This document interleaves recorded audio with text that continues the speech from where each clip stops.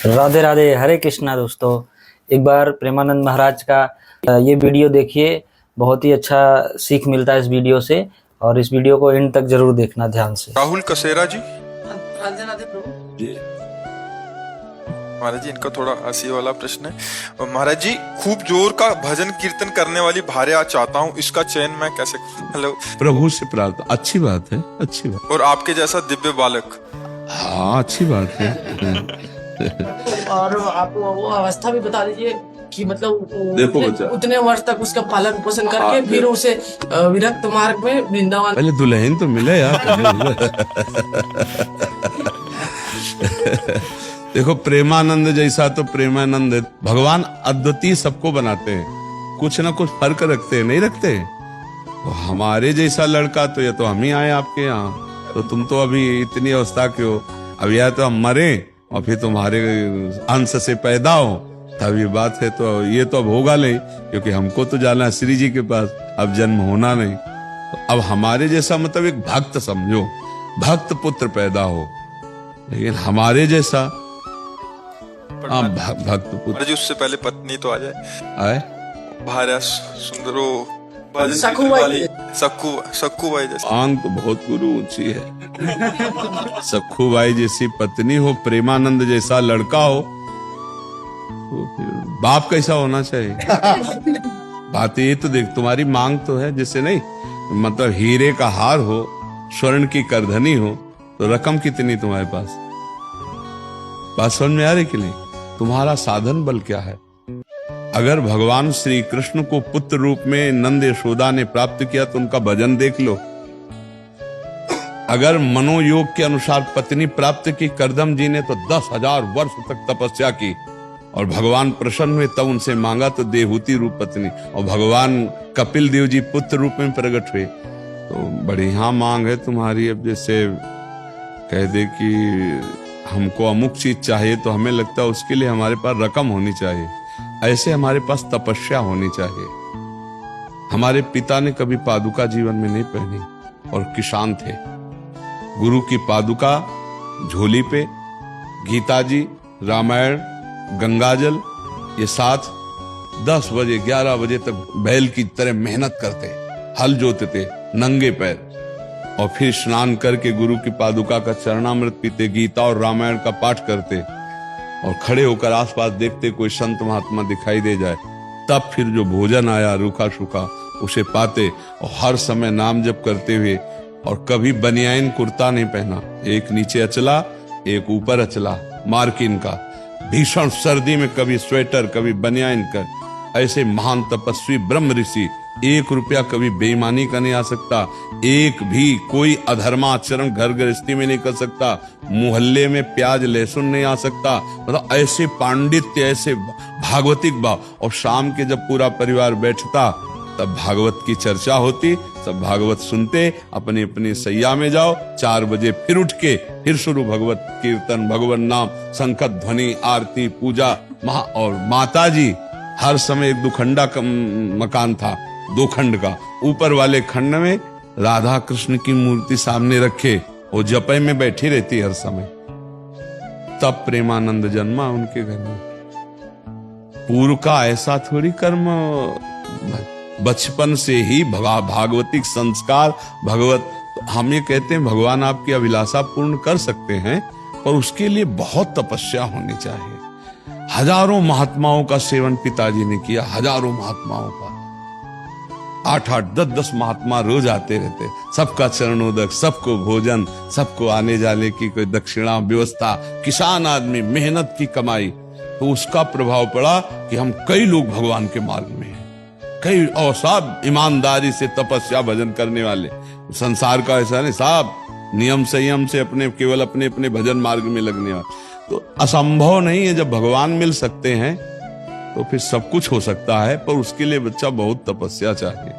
तो ऐसा सखूबाई जैसी, सखूबाई के लिए भगवान बंध गए, नहीं बंध गए, बंध करके स्वयं अपने को बंधन में डालकर सखूबाई बनकर उनके पति की सेवा, सखूबाई को मुक्त कर दिया। भगवान मुक्त बंधन में बंध गए और भक्त बंधा उसको मुक्त कर दिया। हमें लगता है तुम बच्चा थोड़ा सा ऐसी भावना करो कि भगवान कृपा करे और हमारे अनुकूल पत्नी दे दे, कोई भगवत भक्त पुत्र मिल जाए, ये बढ़िया है, ऐसा भाव करो। और हमारे अंदर सामर्थ्य नहीं तो फिर आशा मात्र से तो नहीं मिल जाएंगे। नहीं, एक आशा करो, आपको बाजार में जाके तो वहां आपको पैसा चाहिए। ऐसे ही संसार में सच्ची मानना, बिना भजन और पुण्य के बिना कुछ नहीं मिलने वाला। जैसे जो लोग पाप कर्म कर रहे हैं, छीना झपटी कर रहे हैं और खूब धन एकत्रित कर रहे हैं, तो उनका पुण्य नष्ट हो रहा है। और जिस दिन पुण्य नष्ट हो गया तो सब एकत्रित किया भस्म हो जाएगा, देख लेना, सब नष्ट हो जाएगा पुण्य के कारण से। तो पुण्य का सारा खेल है। तो हमें लगता खूब नाम जप करो। नाम जप करते हो? हाँ, खूब नाम जप करो। और भगवान से यार हमें लगता है दुल्हन मांगने की जगह भगवान को ना मांग ले यार, फिर मतलब घुमा के जाने से अच्छा है भगवान को मांग ले कि आप ही मिल जाओ। तो भगवान को हमें लगता है सीधे उन्हीं से मांग करनी चाहिए और उन्हीं से कहे कि आपको पता है कौन भक्त कैसा है, आप आ जाओ हमारे भावना की पूर्ति के लिए। भगवान बड़े कृपालु हैं। देखो देवकी वसुदेव जी के यहाँ, दशरथ कौशल्या जी के यहाँ भगवान ही तो पुत्र रूप में, उन्होंने कहा आप जैसा पुत्र मिले, तो उन्होंने कहा हमारे जैसा तो हम ही है। भगवान सबको अद्वितीय बनाते हैं। भगवान की हम संतान है, कुछ न कुछ फर्क मिलेगा, दिमागी फर्क, रूप में फर्क, चाल में फर्क, सोच में कुछ न अद्वितीय मिलेगा। सबको अद्वितीय मिलेगा नहीं, एक जैसा नहीं मिलेगा। कुछ एक जैसे मिलेंगे, कुछ वस्तु है लेकिन कुछ भेद होगा, क्योंकि भगवान अद्वितीय है तो उनकी रचना भी बड़ी अद्वितीय है। कुछ न कुछ फर्क रहेगा, सब एक जैसे नहीं, उनमें स्वभाव में अंतर होगा, उनकी चेष्टा में अंतर होगा। पर बहुत जोर का भाई प्रश्न रहा। अब याद रखेंगे कि सखू बाई जैसी पत्नी मिले और प्रेमानंद जैसा पुत्र मिले, पर पिता कैसा होना चाहिए इसमें? तीनों चीजें तुमने माता और पुत्र की बात की, पिता कैसे होना चाहिए? राधा नाम जप करना। राधा नाम जप करो, डट के जप करो, डट के जप करो, कोई बात दुर्लभ नहीं। लेकिन मतलब अभी संसार में ये हो गया है प्रभु जी की मतलब एक माँ जो है मतलब कि 4 बच्चों का पोषण कर सकती है, लेकिन 4 बच्चे मिलके एक माँ को पोषण नहीं कर सकते। इसलिए हम चाहते हैं कि थोड़ी भक्ता मिले, बस, और कोई डिमांड नहीं। थोड़ी भक्ता मिले ये तो चल जाता। आपने बहुत ऊंची बात कह दी ना। भावना करे तो थोड़ा सम्माननीय भावना करे। क्या भगवान मैं जैसा नीच अदम हूं, मेरे अनुसार कोई, मेरे मनोयोग के अनुसार पत्नी मिल जाए और भगवान कोई ऐसा राष्ट्र भक्त, भगवत भक्त पुत्र के संयोग प्राप्त हो, तब तो बढ़िया बात। आपने बहुत हाई क्वालिटी की बात मांग कर तो चाह बहुत ऊंची कर दी और माल पानी है नहीं आपके पास।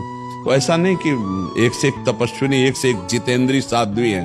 भगवान कृपा करे तो ऐसा भी संग मिल सकता है, पर बहुत सावधान होकर पहले खुद को तैयार करो ना। अच्छी आशा रखो, नाम जप करो, थोड़ा दंड बैठक मारो। करते हो कुछ व्यायाम?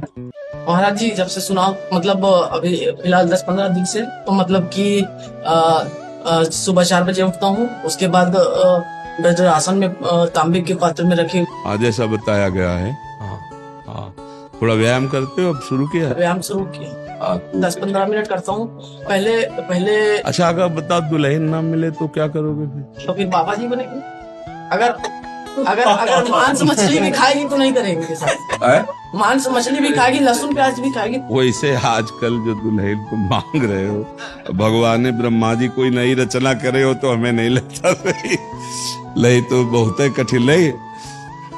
आजकल के भगवान कृपा करे, आजकल की बच्चियां बहुत और बच्चे भी बहुत ऐसे रजोगुणी, तुम्हारे जैसे सात्विक बच्चे तो बहुत कम मिलते हैं ना। तो भगवान से प्रार्थना करो, भजन करो, और अगर ब्याह ना हो तो बढ़िया बात सोचे हो, फिर भगवान के मार्ग में स्वयं चल दे, स्वयं प्रेमानंद बन जाए, प्रेमानंद में मगन हो जाए। इच्छा भी नहीं है ब्याह करने की, माता की थोड़ी चाह है, इसलिए तो इच्छा नहीं है इसकी। माता पिता चाह रहे हैं कि नहीं, माता चाह रहे हैं, पिता का ध्यान।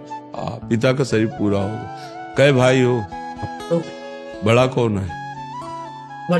बड़े हैं, उनका ब्याह हो गया है?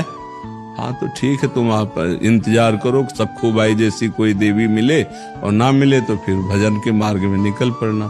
पर अच्छा लगा यार तुमसे बात करके, तुम सात्विक पुरुष हो, थोड़ा सा अभी निर्णय करने में क्षमता कमजोर है, लेकिन आप ब्रह्मचर्य से आज से पक्का बिल्कुल ठीक से रहो ना। और अगर ब्याह हो, स्वतः ब्रह्मचर्यशील होता है, हम कभी अपनी चेष्टा से नहीं करते। हाँ ठीक है। आप क्या होता है बच्चा, जब प्रारंभ में हम स्वयं चेष्टा से नष्ट करते हैं उसका अभ्यास बन जाता है, वो फिर स्वाभाविक नष्ट हो। अगर प्रारंभ से ब्रह्मचर्य, जब तक गृहस्थी में जाए तब तक ब्रह्म, तो जब गृहस्थी में जाएगा तो इसके द्वारा संतान भी बहुत बलिष्ठ और विवेकवान पैदा होगा। ब्रह्मचर्य बहुत अमोघ शक्ति है। ये समझो कि अगर आप 2 वर्ष ब्रह्मचर्य रहो, नाम जप करो और फिर संतान की भावना और संतान उत्पत्ति करने की क्रिया के पहले भगवान को प्रणाम, समस्त देवताओं को प्रणाम और शास्त्रीय पद्धति, अमुक तिथि, अमुक समय, अमुक ऐसा, और फिर संयोग किया जाए, तो वो जो पुत्र हो 2 वर्ष मात्र ब्रह्मचर्य। फिर यहाँ तो गर्भस्थ शिशु हो जाने पर भी ब्रह्मचर्य नहीं रहते, तो इसीलिए वो आचरण विहीन संतानें होती।